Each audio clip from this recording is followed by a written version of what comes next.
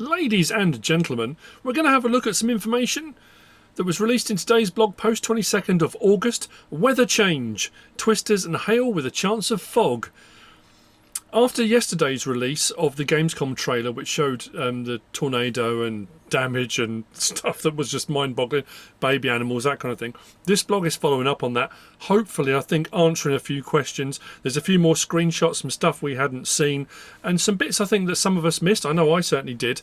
There are some questions that still will remain unanswered, and I'm going to do the gentlemanly thing here, because some of it I'm kind of extrapolating, some of it I'm kind of thinking, but I know that DJ Goham and Clutch are interviewing Kerminator tomorrow, I think it is. So for their news, I think it might be for their Farm Sim news tomorrow, there'll be an interview, and I think there'll be more questions answered by Kermit in that. So I would suggest Friday, look that up. I don't want to step on anyone's toes. I don't want to extrapolate. I don't want to say anything that would either invalidate or potentially ruin. They've got an interview coming up. That at the end of the day. So let's crack on. Have a look at the screenshots. We'll listen to the information. This one's a little bit different because I think they've added a bit of... They're trying to make it more immersive. They've added a whole kind of storyline in. What I'm also going to do is I'm going to put the Gamescom trailer at the end of the video again. Unfortunately, I'm not going to be able to put Giants music or sound on. I got clobbered for a copyright claim yesterday for doing it. So it'll be the video clip. So you can see some of the pictures we're looking at, but you'll be able to actually see footage of it if you haven't already seen the previous ones. If you get to that point and say to yourself, well, actually, I've already seen this, that's absolutely fine. You can drop off at that point. No worries. So, let's crack on, shall we? In Riverbend Springs and multiple other locations around the world, the weather is predicted to change more often. As we look at darkening clouds in the sky, listening to the wind, the farmers closing in, one can notice clear signs that some weather is on the way. We've got some really nice pictures as well, and that picture we had a few days ago, a week ago it was, and I said about the third person thing again, and that's still not confirmed but still not denied either, of your character running to the tractor. Those first couple of images I think are showing hail. If you look at you can see the white, it looks a lot more severe white droplets than just the rain effect. So we've got a few different ones there showing a couple of different tractors, coupled with the Massey Fergusons, one with the John Deere, and then the river crossing with obviously the Transstar 2, the International Transstar 2, I think it's the Eagle, that we saw in yesterday's video as well, on the ferry crossing. An August summer night, local farmers and residents are encouraged to take general precautions. But first, learn more in the following weather report, and don't forget to pre-order Farming Simulator 25, coming November the 12th. Interesting way of putting that in. But it is coming, November the 12th. You can pre-order now. We'll talk about that at the end as well. A twister's in the air. Now, I think Giants have gone down the route of referring to it as a twister rather than a tornado. That film, the first film, Twister, classic, all-time classic. The new one, it's all right. I still prefer the original, but anyway. Farmers feel it everywhere. On a glory night where the children of tomorrow dream away, farmers might notice the winds changing. We're expecting a light twister to touch down in a few areas. It shouldn't be anything too severe, but it's always wise to take precautions and secure any unroofed bales just in case. Now, that's an interesting one. And it also kind of alludes to, and we'll see later on in the pictures as well, the damage that's caused by the twisters, by the hail, and what it will actually do. So if you have got bales that are out and that are not secured under, when it means unroofed, under a roof, if it's not in a building, in a barn, under a roof of some description, there will be damage. What that damage is, we don't know. I don't think anything's gonna be scattered. I think the physics of that would be absolutely crazy. But there could be damage. It might be like it was on previous versions of, and again, this is an extrapolation, I'm guessing at this, hoping maybe, that the previous versions of Seasons that Realismus Modding did, when you got bale degradation, if you left a bale out and it rained, you would lose some of the capacity. Potentially that could be it. I can't imagine you'd have split bales. I mean, I honestly don't know. We'll see what happens there. And then we've got some more images of... I mean, the twisters look incredible. I think the debris on that is an animation. I don't think it's actually picking debris up or throwing debris anywhere around the map. I think, as far as I can tell, or as far as it looks, it's just going to be a visual thing. There's some cracking pictures of those. that one of it coming towards the water tower. I don't think, again, I would be surprised if it causes destruction to buildings on the map, because then how would you rebuild them? I know you've got the buildable farmhouses. I mean, that would be an incredible thing. Can you imagine if it damaged buildings and then you had to come back in afterwards and then sort out repairing them? That would be next level. I can't imagine that's the thing, but you never know.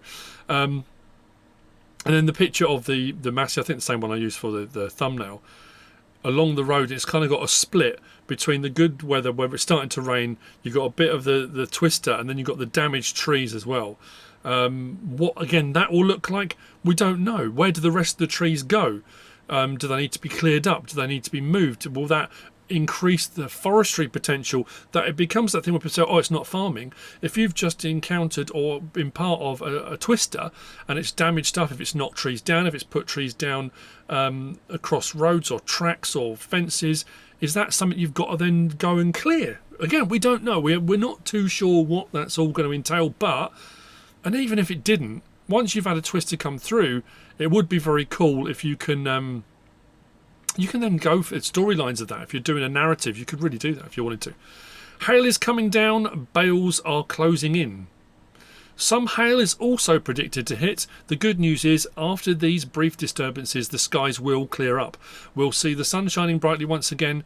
This weather event will pass and we'll be back to calm and sunny conditions before you know it. Again, a couple of pictures. A little bit of damage shown on the field there with the crop. I think it's still showing a bit of hail falling on that picture as well.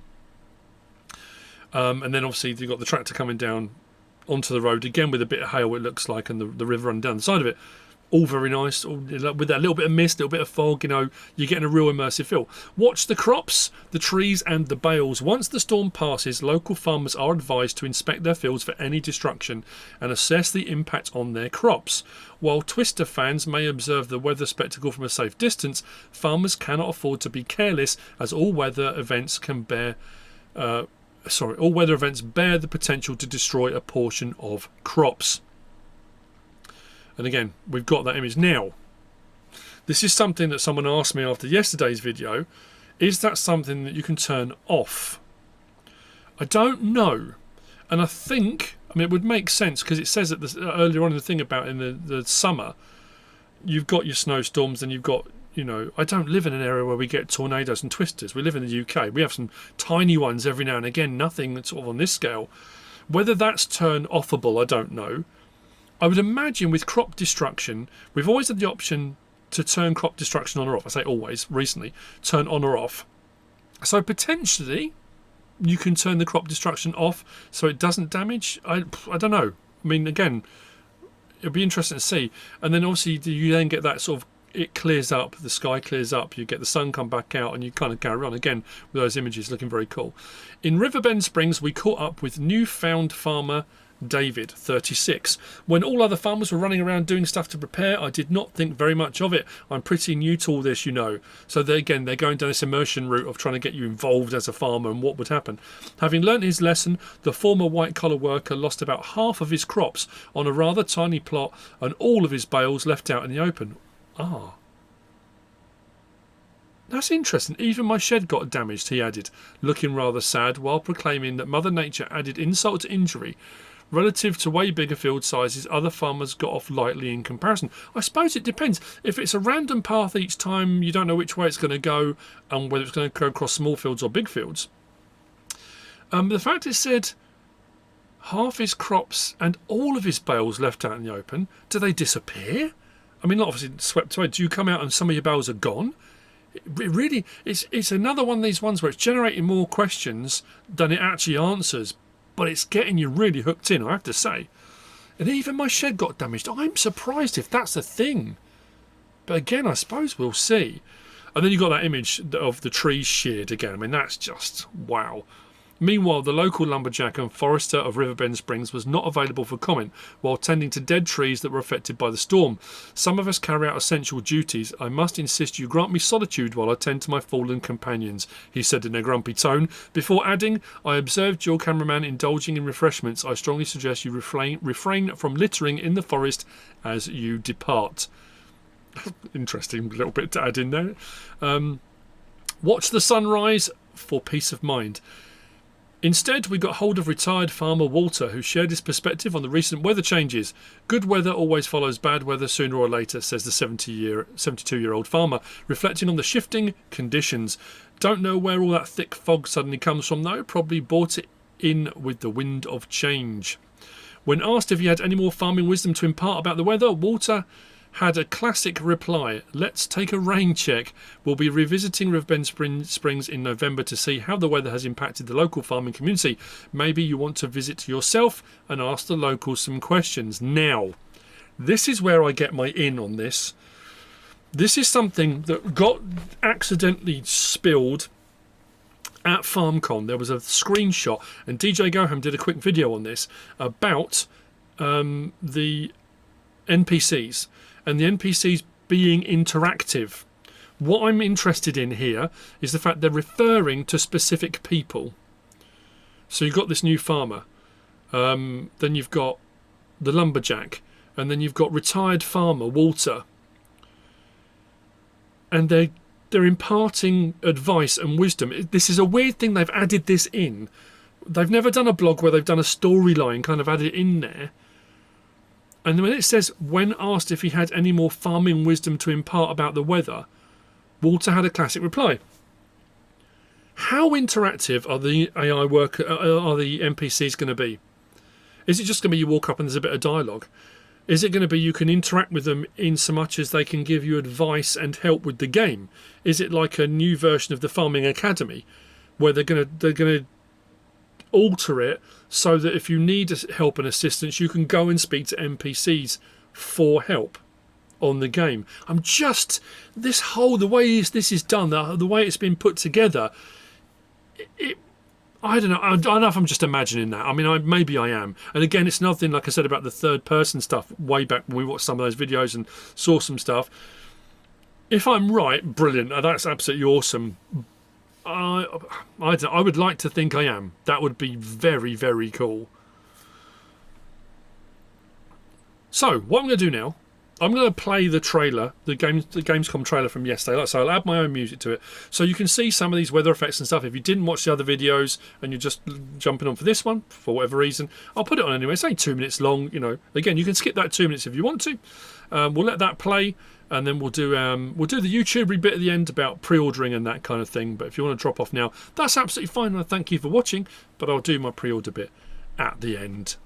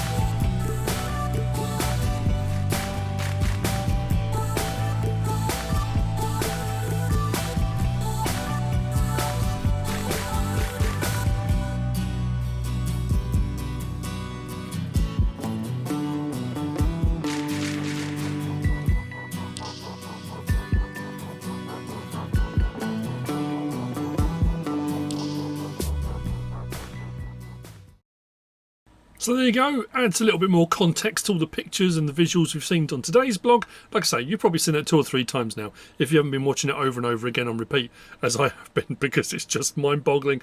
Anyway, the YouTubery bit, got to be done. You can pre-order now, of course you can, for Farming Simulator 25, released on November the 12th. If you do pre-order, there are some bonuses. There's the MacDon pack, there's the New Holland CR11 Gold Edition. There are also options to get the collector's edition if you want to get hard copy collector's edition for PC with all the extra bells and whistles and gubbins that come with that, and an ignition key and stuff. That is for PC.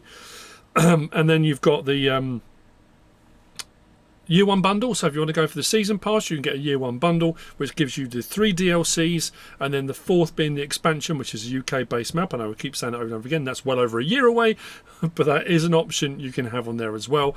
If you want to use, in the description there are 2 codes. There should be a partner code for PC if you want to go in and buy the PC. I think it's only for digital, it's still not for hard copy. Anyway, use the code MrSealyp, all caps, if you're going to buy a copy. That would help me on the partner program massively. That would be absolutely awesome. There is also there's a retail forwarding link in there which will take you through to links to buy hard copies and things like that as well. There is no console, unfortunately, code or anything that will help on the partner program, but there are some links there that will assist you moving forward. I hope you found all of this useful, informative in some way, shape or form. If you have, please give us a like. If you don't subscribe yet, please do. If you want to leave a comment, feel free. And if you want to share this video, then please be my guest, whatever you should choose to do. Thanks for watching.